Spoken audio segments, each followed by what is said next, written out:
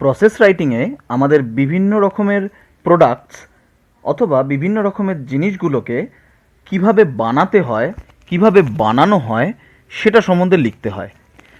তার জন্য আমাদের হেন্স দেওয়া থাকে।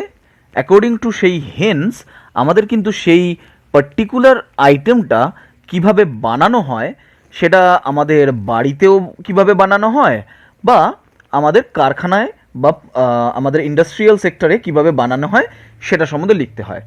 তো তার মধ্যে আমাদের যদি ফর এক্সাম্পল বলি, যেরকম টি প্রিপারেশন আছে, কফি আছে, এগ রোল আছে, অমলেট বানানো আছে, যেরকম আমাদের অরেঞ্জ জুস বানানো আছে, ম্যাঙ্গো পিকল আছে, এরকম ডিফারেন্ট কাইন্ডস অফ জিনিস কিভাবে বানানো হয় একদম শুরু থেকে র মেটেরিয়াল থেকে শুরু করে ফাইনাল প্রোডাক্ট পর্যন্ত কিভাবে হয় সেটা সম্বন্ধে আমাদের লিখতে হয়। তো এই প্রসেস রাইটিংয়ের স্পেসিফিক কয়েকটি স্টেপ আছে, সেই স্টেপগুলো আমাদের ফলো করতে হয় এবং কয়েকটি স্পেসিফিক সেন্টেন্সের মধ্যে আমাদের কিছু স্ট্রাকচার আছে, সেগুলোকে আমাদের ফলো করতে হয়। তো সবার আগে আমাদের প্রসেস রাইটিংয়ের নিয়মের আমরা ফার্স্ট যদি বলি, সেখানে আমাদের টাইটেলটা কিন্তু খুব ইম্পর্টেন্ট। আমি যেই টপিকটা বা যেই ম্যাটেরিয়ালটার সম্বন্ধে লিখছি বা যেই ম্যাটেরিয়ালটার প্রিপারেশন নিয়ে লিখছি, সেই ম্যাটেরিয়ালটার সম্বন্ধে একটা আমাদের টাইটেল থাকবে। যেরকম ফর এক্সাম্পল আমি বলেছি প্রিপারেশন অফ অরেঞ্জ জুস, সেরকম হতে পারে preparation of mango pickle, preparation of anything like guava jelly.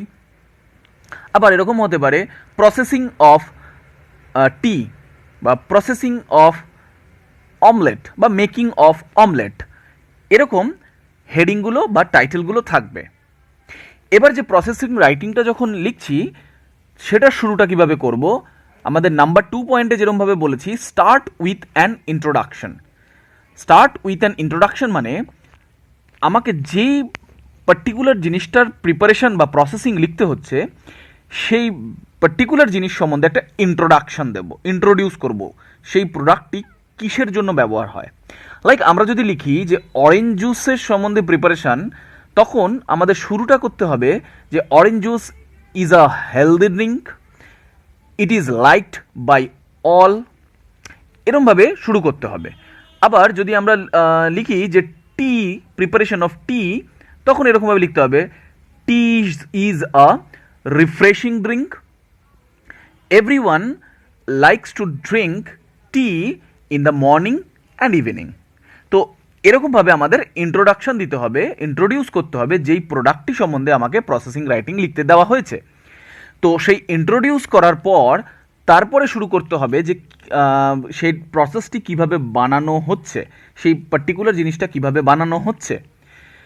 তো ফার্স্ট অফ অল সেখানে আমাদের মার্কেট থেকে সেই র মেটেরিয়ালটাকে আনা থেকে শুরু করে একদম এন্ডে শেষ পাওয়া পর্যন্ত পুরো প্রসেসটা লিখতে হয়।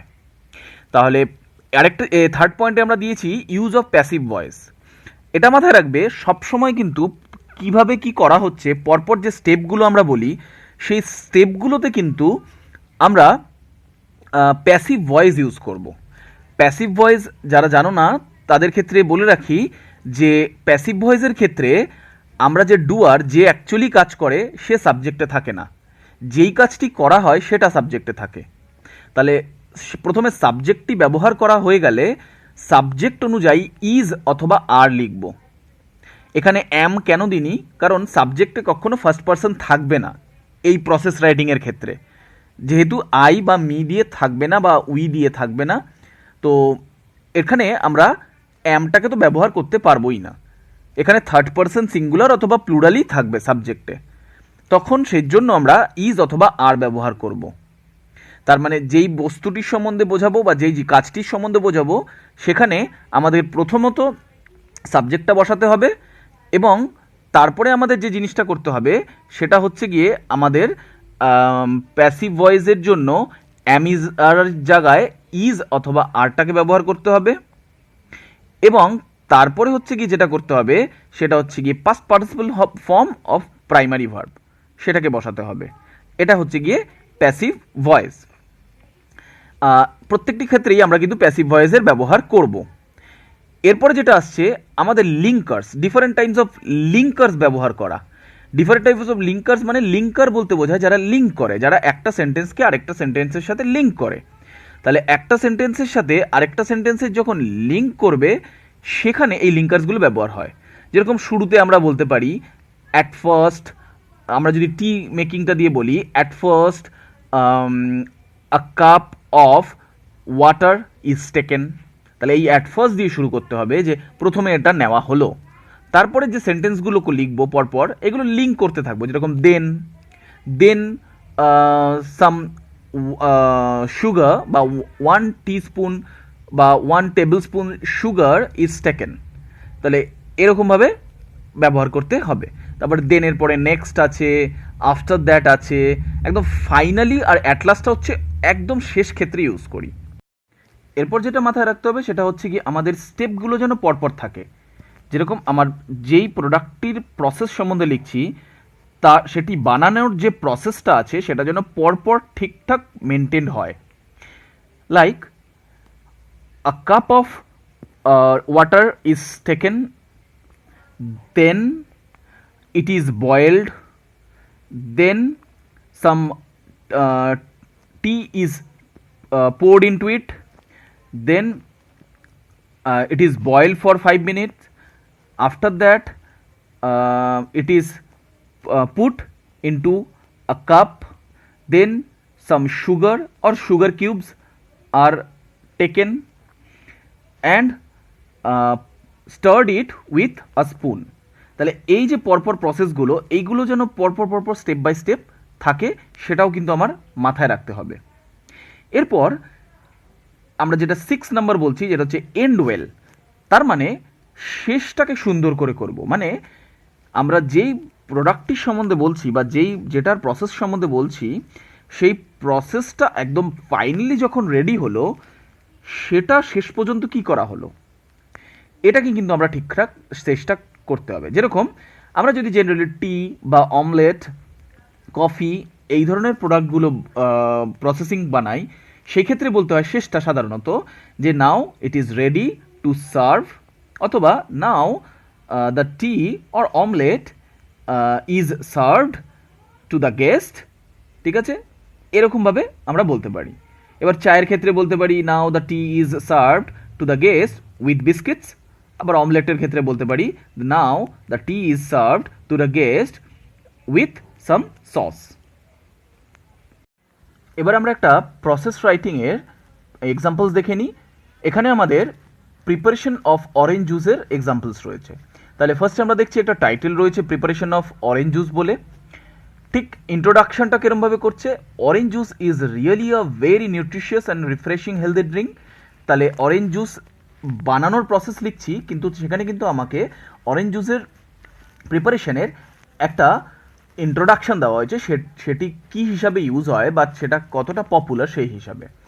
তারপরে কিন্তু আমরা যখন শুরু করছি তা সেখানে কিন্তু আমাদের দেখবে যেরকম লেখা আছে যে first ripe oranges are bought from the market. তাহলে র মেটেরিয়ালটা কীভাবে আসলো তার আগের যে সেন্টেন্সগুলো আমরা ইউজ করি সবই কিন্তু এটা একটা ইন্ট্রোডাকশন হিসেবে ইউজ করা। তাহলে এরপরে ইন্ট্রোডাকশনের পরে যখন শুরু করছি তাহলে আমরা প্রথমে হচ্ছে র মেটেরিয়ালসটা কোত্থেকে পেলাম। যেরকম first ripe oranges are bought from the market, তাহলে আমাদের র মেটেরিয়ালসটা কোথার থেকে পাচ্ছি সেখান থেকে আনা। তারপরে দেখবে প্রত্যেকটা ক্ষেত্রেই কিভাবে কিভাবে হয়েছে সেটাকে লেখা রয়েছে। যেরকম then the rotten ones are sorted and removed, সেগুলোকে সরিয়ে নেওয়া হয়েছে, মানে পচাগুলোকে সরিয়ে নেওয়া হয়েছে। তারপরে ভালো যেগুলো সেগুলো নেওয়া হয়েছে। After that the good oranges are washed and cleaned and properly. তাহলে এই স্টেপ বাই স্টেপগুলো কিন্তু পরপর মেনটেন হচ্ছে। তাহলে আমাদের প্রিপারেশনের ক্ষেত্রে আমাদের প্রথমে ইন্ট্রোডাকশানটা থাকলো, 2-3টে সেন্টেন্সের তোমরা দিতে পারো।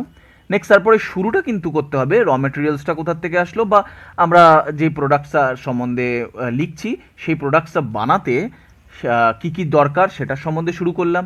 তারপরে স্টেপ বাই স্টেপ কীভাবে আমাদের এসছে সেটাকে নিয়ে লেখা।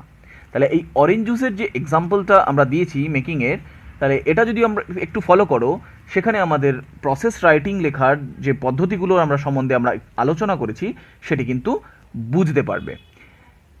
এখানে আমাদের শেষটির দিকে দেখবে যে যখন আমরা লিখছি সেখানে কিন্তু লেখা রয়েছে যখন এটা তৈরি হয়ে যাচ্ছে, যেরকম আমরা যদি শেষ দিকে চলে যাই, next the bottles are sealed and labelled, মানে এটা তৈরি হয়ে যাওয়ার পর ঠিক তার আগের সেন্টেন্সে বলছে after that the juice is poured in sterilized bottles, মানে বটলিং হয়ে গেল, কাজটা শেষ হয়ে গেল, তারপরে কিন্তু বলছে বটলটাকে সিলড অ্যান্ড লেবেলড করে দেওয়া হলো। এটা যেহেতু বিজনেস পারপাসে বানানো হচ্ছে, কারখানায় বানানোর প্রসেস বলা হচ্ছে, সেই জন্য বটলগুলোকে সিলড অ্যান্ড লেবেলড কথাটা মেনশন করতে হয়।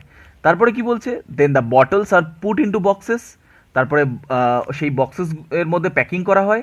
Now fresh orange juice is ready. এবার কি অর্থে রেডি, আমরা এটা মার্কেটে তৈরি করা পাঠানোর জন্য, এটা যেহেতু আমাদের বাড়িতে খাবার জন্য নয়, তাহলে ফাইনালি কথাটা মেনশন হয়েছে কেন, ফাইনালি হচ্ছে কি প্রোডাক্টটা এবার ফিনিশ, প্রোডাক্টটার ডেস্টিনেশনে যাবে। এটা আমাদের যেহেতু এটা ইন্ডাস্ট্রিয়াল একটা প্রোডাক্ট সম্বন্ধে বলা হচ্ছে, মানে কোনো ইন্ডাস্ট্রিতে মানে কারখানায় কিছু বানানো হচ্ছে, সেটা মার্কেটে যাচ্ছে, সেই জন্য আমরা কিন্তু লিখছি finally the boxes are dispatched to the market for sale. আবার এখানে এরমভাবেও লিখতে পারি finally the orange juice is ready and sent to market for sale, এরকমও শেষ করতে পারি। তো যাই হোক, যেহেতু এটা ইন্ডাস্ট্রিয়াল সেক্টরে বানানো বা ইন্ডাস্ট্রিয়াল সেক্টরে প্রসেসের ক্ষেত্রে ইউজ করছে, সেজন্য আমরা কিন্তু এই যে প্যাকেজিং কথাটা, বটলড, লেবেলড, এই জিনিসগুলোকে ইউজ করছি। সাধারণত আমাদের হিন্টসের মধ্যে দেওয়াই থাকবে। এবার এই ক্ষেত্রে যদি আমাদের অমলেট বানাতে দিত বা টিম প্রসেসিং দিত, সেগুলো কিন্তু লেবেলড বা আমাদের সিল্ড বা বক্সিংয়ের কথা থাকবে না, সেগুলো সাধারণত আমরা গেস্টদের সার্ভ করার জন্য আমরা বা নিজেরা খাবার জন্য তৈরি করি। তখন শেষটা তখন করতে হয় now the omelette is ready, at last বা finally it is served with some sauce or black pepper, এরমভাবে শেষ করতে পারি। আবার টি মেকিং অর কফি মেকিংয়ের সাথে যদি বলি, তাহলে now the tea or coffee is ready to serve and it is served with some biscuits or cookies, এরমভাবে আমরা শেষ করতে পারি। তাহলে আমাদের শুধু মাথায় রাখতে হবে ইন্ডাস্ট্রিয়াল প্রোডাক্ট সম্বন্ধে আমি প্রসেস করছি, অথবা হোমমেড কিছু প্রোডাক্ট সম্বন্ধে। হোমমেড হলে আমরা ready for it or drink or ready to serve use করতে পারি, আর ইন্ডাস্ট্রিয়াল প্রোডাক্ট থাকলে আমরা রেডি টু সেন্ড মার্কেট বলে শেষ করতে পারি।